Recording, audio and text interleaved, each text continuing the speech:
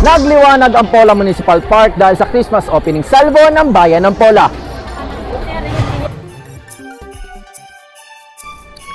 Ito ay kaugnay ng pagdiriwang ng Oktoberfest na sinabayan ng pagbubukas ng Christmas Village at Underwater Christmas. Ang mga atraksyong mga pailaw ay nilahukan ng iba't ibang opisina at establishmento na nasa Bayan ng Pola. Ang Underwater Christmas ay sponsor ng iba't ibang opisina ng LGU. May Shokoy, Sirena, Malaking Hipon, Alimango, Starfish, Jellyfish at iba pa.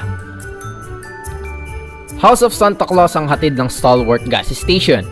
Snowman House ng Card Bank, Snow House naman ng ASA Philippines, Reindeer House ng Knights of Columbus at Christmas Toy House ng Rural Bank of Pola. Pinaganda naman ng Gar East Gas Station ang entrance gate at tunnel of lights naman ang ginawa naman ng DepEd. Layunin ng mga pailaw na ito na magbigay kasiyahan sa mga Polenyo at magsilbing promosyon ng turismo sa Bayan ng Pola. Pinasaya din ang pagdiriwang ng mga banda, fashion show at bisitang artista na sina AJ at Jeric Raval. Bukas ang Christmas Village mula alas 6 hanggang alas 10 ng gabi. Joaquin Castillo para sa DYC Balita Express.